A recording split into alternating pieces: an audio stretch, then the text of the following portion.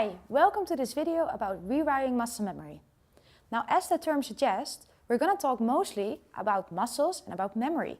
So it might look a little bit odd that I'm going to show you anatomy as well. Well, the reason behind this is because I cannot show to you the neurological connections or the muscles directly, but I can visualize to you how it can affect and make really long-lasting postural changes for your horse. Now, as discussed with the exercise of lifting the thoracic sling and opening the jaw, the main objective is not to keep working on mechanical aids, but that the horse really gets into a self-carriage position and where it can keep his new posture by itself. Because we can work on lifting and engaging the sling muscles in a 20 or 30-minute training session, but when the horse goes back into the field, into its own wrong posture, then it's a little bit emptying the ocean with a thimble. So to really create long-lasting postural changes, we need to think about rewiring muscle memory. Because ultimately, it's the brain sending messages to the muscles. A horse doesn't think about how it balances. It just does. A horse only knows how to be a horse. It doesn't think about that it maybe should not stand like this or maybe choose more like this. It was just born that way. So horses will only do what feels most efficient for them. So the idea is to make sure to not only technically train a better posture, but to train it in such a way that the brain will actually remember it. So that you don't only see postural changes when you're training your horse, but that when your horse goes out back into the field again, that you also see its posture changing. Because if you can make long-lasting changes like this and rewire its muscle memory, you will really see that also when your horse is grazing or browsing, that instead of maybe standing like this, it will feel more logic and efficient for the way to stand like this. Now let me compare that with an example of myself. I am terribly left-handed. I don't know why, I just am. Now whenever something is approaching me, like when I'm on the beach and some kids are throwing a ball at me, my first response would be to block it with my left hand. Not because I consciously think about it. It's just that it goes so fast and my brain automatically sends the signals to the muscles in my left arm. So automatically, without thinking, I block it. And that's the same with our horses. They don't think about it. So then the trick is, to make it so interesting for the brain, is that we can get rid of this initial response and also level it out with that response. Research shows that it takes about 2 or 3 minutes a day to really rewire muscle memory. Now the idea about rewiring muscle memory is that it's an unconscious process for the horse. Because again, the horse doesn't think about it. It just acts at what feels logical and what makes sense to the horse. Now let me demonstrate to you by using a few bones again of Mr. C. I have his sacrum, his pelvis, and I have his hip. Now, as you can see, his pelvis is actually really crooked. It is not leveled, as you can see, as it is with most horses and even humans. Now, I know that there are a lot of therapists trying to level out. But how can you level out a bone this thick when it's so uneven? Also, if you look at it again, from this perspective, here we have the SI joint. And you can see it actually is quite immobile. But compared to the SI joint, we actually have a lot of motion here at the lumbosacral junction. So it's actually not the SI joint, which is just a hinge transferring power from the hind legs. It's the lumbosacral joint that really coils and uncoils the loins. Now, a lot of horses have issues in their pelvis. The range of different issues is long. Let me demonstrate this very specific issue in this horse. When we look to the socket and its hip joint, you can see that it's a highly mobile joint. It allows for a lot of motion. The hip joint is closely related to the hock and to the stifle, and in turn again with the lumbosacral joint, because these act in unison. Now, what happens if the hip has an issue? Then the hip will start to rotate. Now, how can we change that? Well, we can't. We can manage it. But we can manage it by training stabilizing muscles around the hip joint to take over. So once a horse has a rotation in its hip joint to avoid any discomfort, And that can be of all kinds of reasons. For example, if it has OCD in the stifle, it might want to choose to rotate to avoid any discomfort. It might be an issue in the hock, and therefore it wants to really keep its lumbars flat and not coil and uncoil the lumbars, and therefore the hip will also compensate. Now the hip is very much located deep inside. It's very hard to target from the outside. Even diagnostics, modern diagnostics, often fall short to diagnose any issues with the hip. So how can we deal with that? Well, there's actually not a lot about it what we can do. Like, we cannot perform a surgery, for example. But what we can do is we can manage it by training the stabilizing muscles around the hip joint. So around the hip joint, we, for example, have the operators or the deep gluteal, about which I will talk in a practical session of this video a little bit more. So when we think about rewiring muscle memory, we think about training the horse to use stabilizing muscles instead, so that these stabilizing muscles can be recruited to take over and support the function of the joints. And that is how we can make postural changes, because it is very hard to make long-lasting changes in the joint itself. And we cannot train the joint. We can ask it to bend in the hind legs, but we cannot ask it to contract or to relax, for example, as we can with muscles. So therefore, we can really think about, okay, this horse might have an issue in the hip. It will be obviously rotating. Because it rotates in the hip, it will also have effect on the hock, the stifle, the lumbosacral joint. So what can we do about it? Train the stabilizing muscles around it. I really want you to have a look at the surface of these hip joints. So here you can really see it's roughened. You can also see some dark patches. And then I will show you the right side of his hip joint.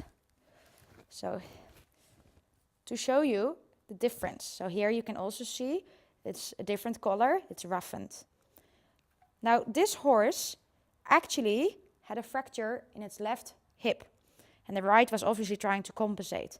And the ligaments in the hip joint were really badly damaged, and it was actually trying to fuse. Because here you can even see, so here it's still a soft surface, here you can even see the rough surface, and you can also see it here, how the hip joint was actually trying to fuse. So this horse really had a very bad hip problem.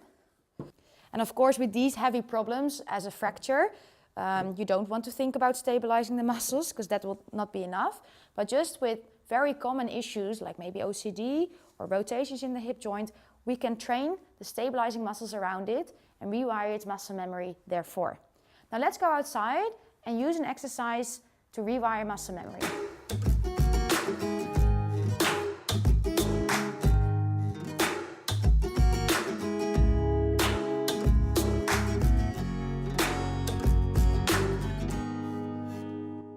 As mentioned before in the anatomy part of this video, if we really want to train our horses effectively with long-lasting effects, we need to think beyond mechanical training and think about rewiring muscle memory of the horse.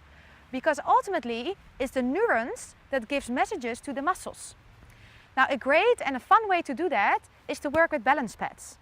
And what I really like about this exercise is that the horse is really doing all the work itself. So if you talk about self-carriage, then this is the ultimate way to do it. And it's also a fun thing because the horse is being trained without having the feeling of being consciously trained. Now, I will explain what these balance pads do in a moment, but the best way to explore yourself is to have a feeling and a go on them first. So what you can do is just stand on them by one foot and then the other foot in the air, and you automatically feel that you will start to rebalance yourself because these pads are wobbly, so your brain will send messages to muscles in your stay apparatus to keep yourself upright without consciously thinking about training. Because when we, for example, go to the gym, we really have a conscious goal. So when we are in the arena with our horses, we have a very conscious goal, like I want to train this with my horse and these muscles need to grow. But on these balance pads, the horses will actually train their muscles without consciously thinking about it. So it's a great way to train proprioception, so that the horse has a better feel and awareness of where its legs are in space. It's also a great way to adjust or to help vertical and horizontal imbalances. And you can also use them for rehabilitation purposes. Because for example, when a horse has a rotation in the hip joint, we can train the stabilizing muscles around the joint to take over its function. However, these muscles, such as the operators or the deep gluteal, are located deep inside. So it is almost very hard or even impossible for us to really target these muscles consciously. But by using these balance pads, the horse will automatically use these deep muscles without thinking about it. So this is a really great way and a fun way for both you and your horse to create long-lasting postural changes for both you and the horse. Now I will demonstrate how to use these pads and also what effects they can have on the horse. I will start with one front leg. Now the reason to start with one front leg first is because all horses predominantly put most weight on either one of its front feet. Now also a lot of horses have uneven feet, so high heel, low heel syndrome. To start with just one balance pad is a great way to rebalance that imbalance. Now this horse has both indications because it has high heel, low heel syndrome. So it has a right more upright foot and it has a left more low foot. So on the right it will have more concussion in the elbow joint, while on the left it will suffer more from soft tissue trauma on the shoulder. Now also when in motion, this horse will predominantly put most weight on its right leg, which results in misalignment of the spine, but also has effects on its thoracic sling and its general ability to support the base of its neck. So it is very important to balance out this front feet, because if the front feet are blocking, the hind cannot engage.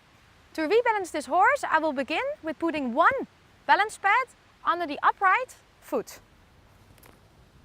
I gently pick up the foot, I just strike down the foot, because I don't want to pick up the foot by force.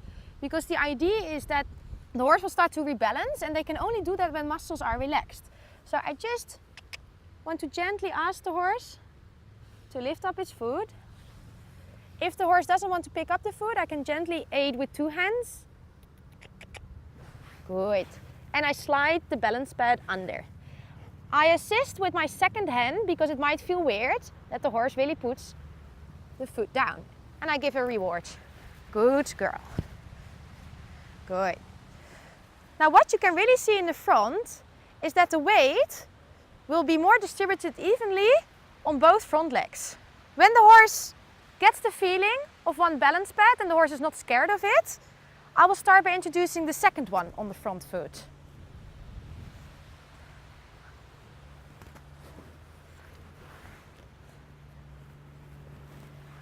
Good. Good. And I will reward, because it might feel a little bit strange for the horses in the beginning because there's something squiggly under their feet. So to make them comfortable, I always reward them the first time they get on. So some horses want to go off within a minute, but some horses will stay on longer because they really feel it working through their soft tissue. And some horses, or most horses, actually really get relaxed by this exercise. But they will stay on as long as they need to. I have never ever experienced that a horse stayed on there for hours. They know whenever the work is done. So I'll just wait very gently, and you can see that she will be rocking from side to side and that her pectorals are doing some work. There you really saw that contraction. And just stay with her, but give her space at the same time, because you don't want to give her the feeling that you make her stay on it. Like she has a choice. That's the idea. Self-carriage, she's doing the work, she has a choice.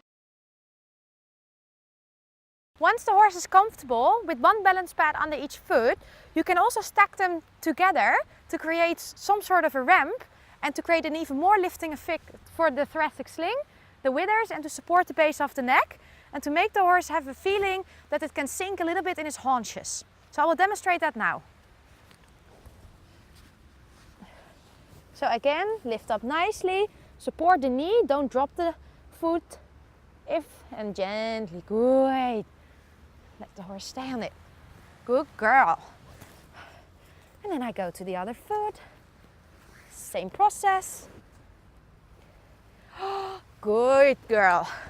And you can really see on the top line, I'll just quickly reward her, that it acts as a ramp So if we think about browsing our horses and to support the thoracic sling, because if I will give her a carrot up high, yes, whoa, yes, good girl.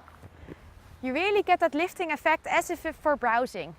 And it really makes them feel lifted and opens up the withers, engages the thoracic sling. And because they're on a heightened stage, like a ramp, they have more weight on their haunches automatically. Yes, you're a good girl. You're a good girl. Thank you for being my demo horse. I'll just give her a moment to think about it herself. And you'll see that she'll start rocking again with the weight over her thoracic sling. And she goes off, and that's fine. So if this happens at home, that's completely fine. It's the horse's choice.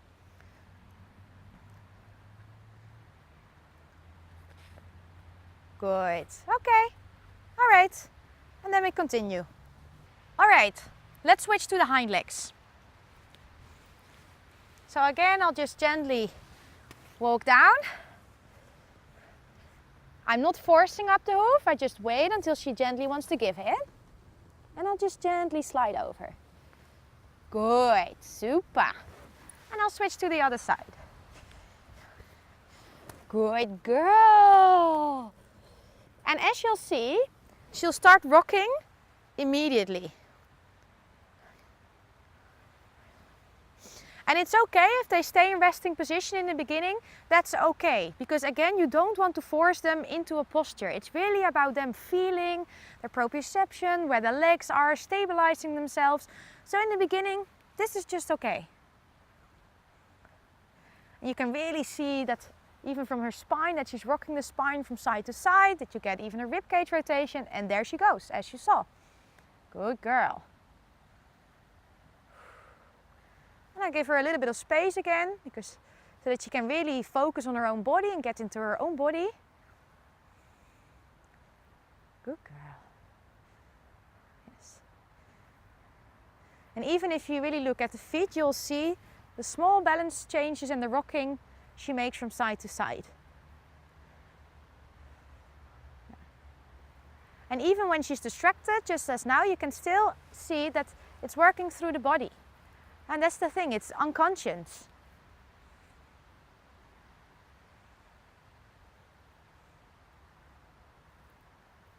And they need to have the space themselves. If they want to get off, they can.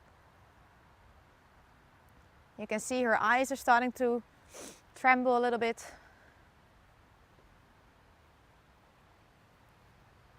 And even her lip. Some horses will start to yawn, some will start to fidget a little bit. Sometimes you can see tiny movements in their noses, just like now. Yes, there she's rocking. Wow, good girl. Woo.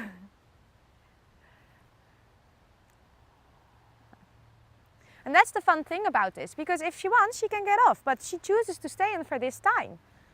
So that really tells that she must like it, huh? Do you like it? Good. Yes, and this was her time.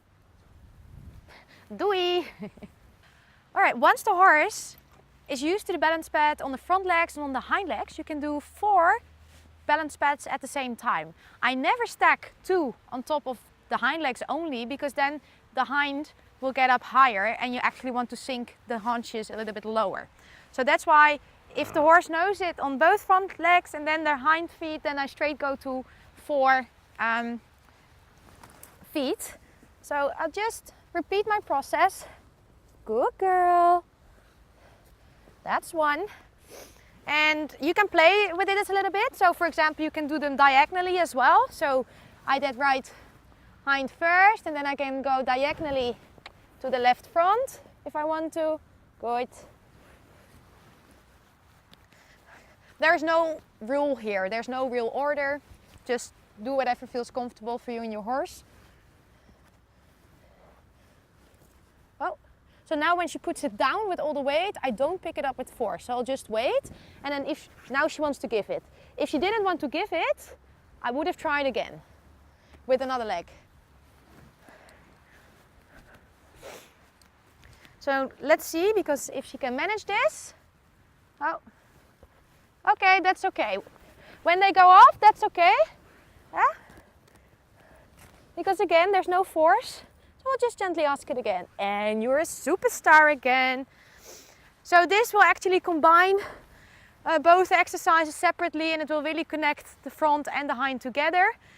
Sometimes you really see the hind and the front moving separately, really loosening up that spine. I can see your lips start to tremble a little bit. Yeah. Yeah. And when you and your horse are getting more acquainted with this, and if you're really feeling like badasses, you can integrate the 4 balance pads together with carrot stretches. So I have a few carrots.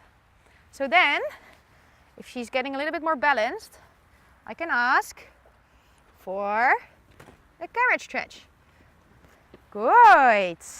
And so to even create more flexibility and to make it more fun. Good. I can do one up. Good. I can do one on the front.